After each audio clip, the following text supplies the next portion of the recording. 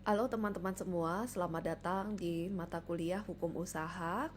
Hari ini kita akan membahas pengertian hukum usaha, dasar hukum dan ruang lingkup bersama saya Imam Mayasari di Fakultas Ilmu Administrasi Universitas Indonesia.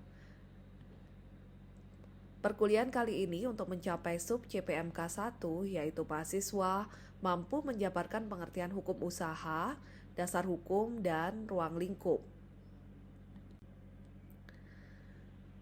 Tolong perhatikan gambar berikut ini.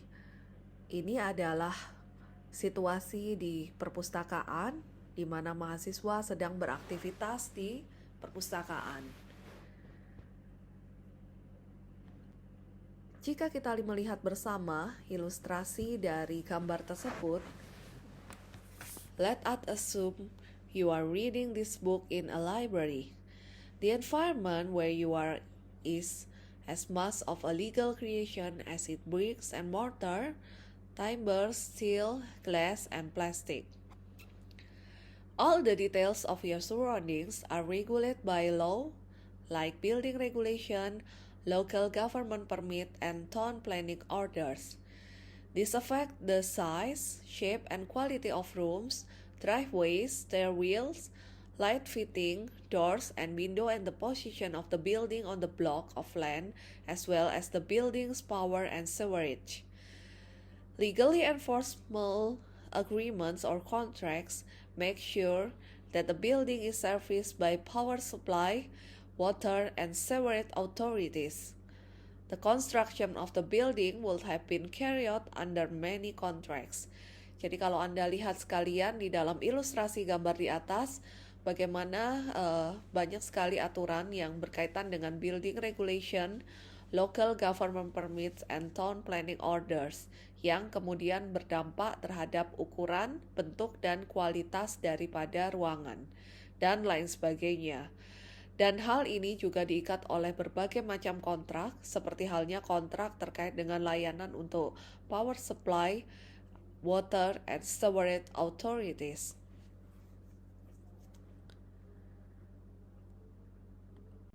Teman-teman semua, jika kita lihat bahwa business law is made up of the laws that set out the rights, duties, and obligation of people in business.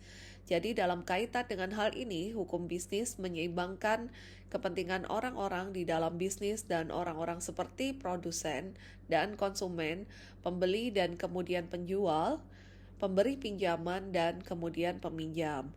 Business law balance the interests of those business and people like producer and consumers, buyer and sellers, lenders and borrowers. It regulates business transaction under the law of contract, which explains when an agreement will be legally enforceable as a contract and is updated by competition and consumer law. Jadi mengatur mengenai transaksi bisnis di bawah hukum perjanjian atau hukum kontrak yang menjelaskan kapan suatu perjanjian akan berkekuatan hukum sebagai kontrak dan diperbarui oleh hukum persaingan dan hukum konsumen. Selanjutnya, business law, it regulates those engaged in business, company, partnership, their names, their fundings, finance and credit, their banking and their insurance. Many aspects of criminal law, especially property offense, and tort, especially the law of negligence, impact on business.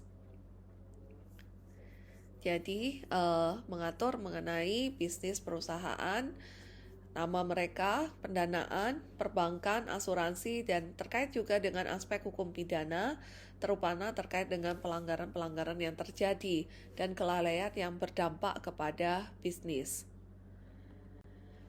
Dalam kaitan dengan hal ini, kalau kita melihat kepada Indonesian legal system, the legal system is Indonesia is based on civil law. Indonesia is a republic and does not adopt a federal system. However, there is a certain degree of regional autonomy and regional government to have the power to issue regional regulation for certain matters.